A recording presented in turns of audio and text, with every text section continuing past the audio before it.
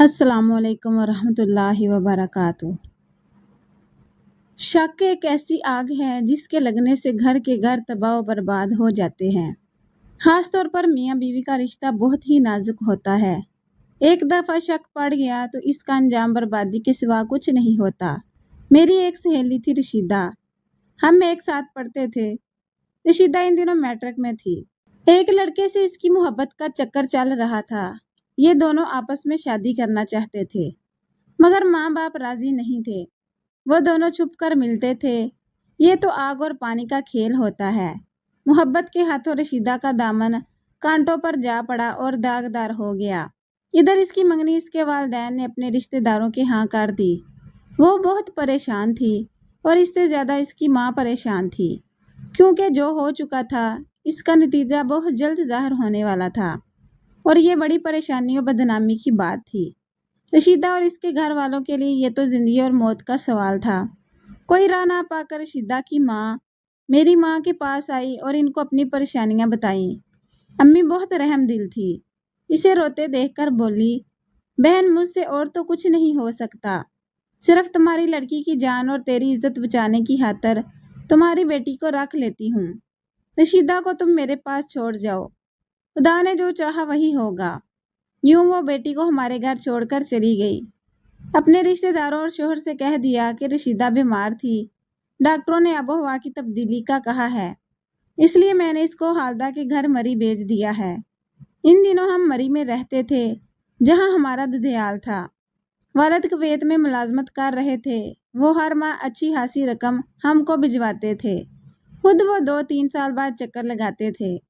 ان کی غیر موجودگی میں رشیدہ کا ہمارے گھر رہنا اور راز کا راز رہنا دونوں ہی ممکن ہو سکے تھے، کیونکہ رشیدہ کی ماں امی کی دور کی رشتہ دار بھی تھی۔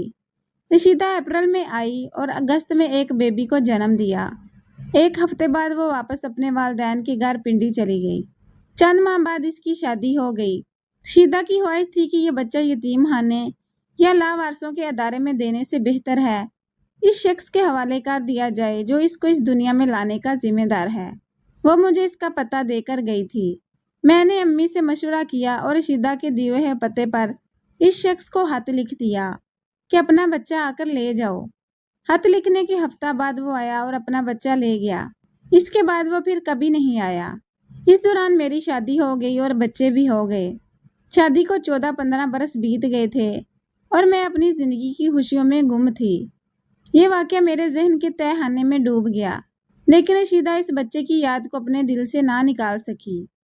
قدرت کی کرنی کہ شادی کے بعد اس کے اولاد بھی نہ ہوئی اور نہ بہار میں افاقہ ہوا۔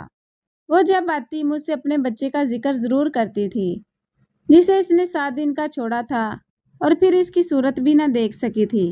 جب رشیدہ بیمار تھی تو وہ اور زیادہ اس بچے کو یاد کر کے روتی تھی، کیونکہ اس کے شوہر نے اولاد کی خاطر دوسری شادی کر لی تھی اور اس کی سوکن کے گھر میں اس کی نگاہوں کے سامنے 5 بچے کھیلتے پھرتے تھے۔ خدا جانے یہ غم تھا یا وہ کسی درینہ بیماری کا شکار تھی۔ بہرحال اس کا انتقال ہو گیا۔ یہ کہانی یہاں ختم ہو جاتی اگر وہ خط مجھے موصول نہ ہوتا جو رشیدہ کے اس محبوب نے مجھے لکھا تھا، جس کا بچہ ہم نے اس کے سپرد کیا تھا۔ اس نے لکھا تھا کہ لڑکا اب بڑا ہو چکا ہے اور اپنی ماں کو صرف ایک بار دیکھنا چاہتا ہے۔ شاید ماں بھی اپنے بچے کی صورت دیکھنے کو ترستی ہو، تو کیا تم ایک بار اور ترس نہ کھاؤ گی؟ ایک بار ترس کھا کر تم نے اس معصوم جان کی زندگی بچائی تھی اور اس کو اس کے باپ کے حوالے کر کے اسے اس دنیا میں زندہ رہنے کا حق دیا تھا۔ کیا دوسری بار تم اس کو اس کی ماں کا چہرہ نہ دکھاؤ گی؟ میں وعدہ کرتا ہوں کہ میں آخری دفعہ تم کو زحمت دے رہا ہوں۔ اس کے بعد میں اور میرا بیٹا اس ملک سے ہمیشہ کے لیے چلے جائیں گے، پھر کبھی تم کو دوبارہ تنگ نہ کریں گے، یہ میرا وعدہ ہے۔ ایک احسان اور کر دو۔ اس شخص نے اپنا فرضی نام تحریر کیا تھا۔ اس نے خط کو کسی القاب کے بغیر ہی شروع کیا تھا، یعنی اوپر نہ تو میرا نام لکھا تھا اور نہ رشیدہ کا۔ شاید لکھنے والے نے اپنے طور پر احتیاط سے کام لیا تھا، مگر اس نادان شخص کی احتیاط میری زندگی برباد کر گئی۔ جب یہ خط میرے شوہر نے پڑھا تو وہ آگ بگولا ہو گئے۔ وہ یہی سمجھے کہ میں ماضی میں کیے گئے کسی گناہ کی قصوروار ہوں۔ اس خط نے تو میرے گھر میں آگ لگا دی۔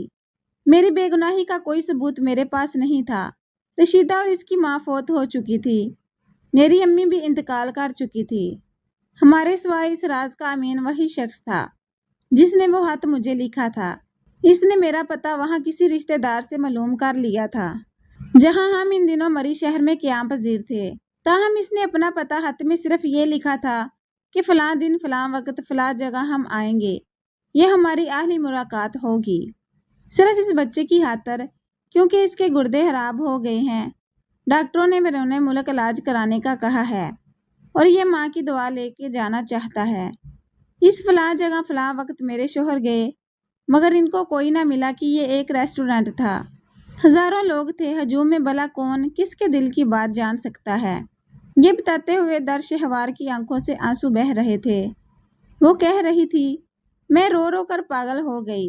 میں نے لاکھ قسمیں کھائیں کہ مجھے اس شخص کا پتہ نہیں معلوم، مگر میرے شوہر نہ مانے۔ ان کا یہی کہنا تھا کہ تم ہی اس بچے کی ماں ہو، ورنہ یہ شخص تمہارا پتہ ڈھونڈ کر تم کو خط کیوں لکھتا۔ رشیدہ کا قصہ ڈونگ ہے، تم اس شخص کا اتا پتہ خوب جانتی ہو۔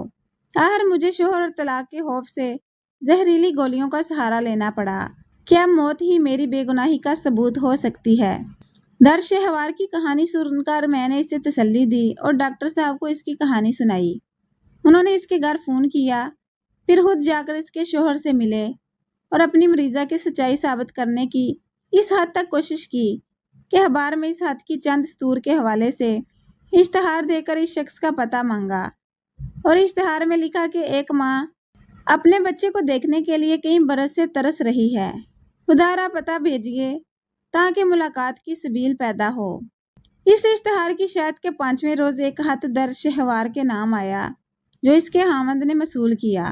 اس میں شخص نے اپنا نام پتہ درج کیا تھا اور درشہوار کو بہن کے لقب سے مخاطب کر کے خط کی ابتدا کی تھی۔ ڈاکٹر صاحب درشہوار کے شوہر کو لے کر اس شخص سے ملے اور تمام حالات اس کی زبانی سنے۔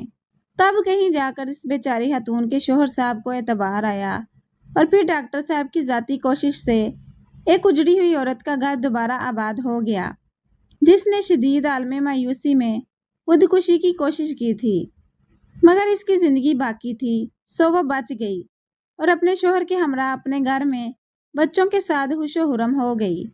وہ جب تک زندہ رہے گی ڈاکٹر صاحب کو دعائیں دیتی رہے گی۔